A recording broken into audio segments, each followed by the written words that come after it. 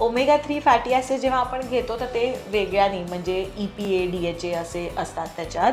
तर त्याचं blood taste असं केलं नाही जात. त्याच्याने ज्याच्यावर परिणाम होत असतो म्हणजे जसं cholesterol for example, lipid profile करतो आपण ब्लड टेस्टमध्ये, तर टोटल कोलेस्ट्रॉल जे दिसते, LDL दिसते, ट्रायग्लिसराईड जे दिसते. तर आता जर तुमच्या डाएटमध्ये ओमेगा 3 फॅटी ॲसिड्स कमी असतील तर तुमचे हे जे HDL कमी असणं म्हणजे HDL पण वाढवायला, जे गुड कोलेस्ट्रॉल आहे ते वाढवायला आपल्याला ओमेगा 3 फॅटी ॲसिड जे आहेत ते व्यवस्थित खायला लागतात, एसेन्शियल फॅटी ॲसिड्स. तर तसं दिसतं आपल्याला की ह्याचा जो परिणाम ज्यावर झालेला असतो तो दिसतो. जसं दुसरं एक उदाहरण द्यायचं म्हणजे की CRP, सी रिॲक्टिव्ह प्रोटीन नावाची एक टेस्ट असते. तर CRP जेव्हा आपण तुमच्या लेवल्स वाढलेल्या असतात तर त्याच्यामागे पण एक कारण हेही असू शकतं की तुमचे ओमेगा 3 फॅटी ॲसिड जे आहेत ते आहारात कमी आहेत, की ज्याच्यामुळे तुमच्या CRP लेवल्स जे आहेत की जे हार्ट हेल्थचं पण इंडिकेटर असतं, त्याच्याने इन्फ्लमेशन किती आहे ते कळतं. तर त्याचं आपल्याला त्याच्यावरनं अंदाज येत असतो.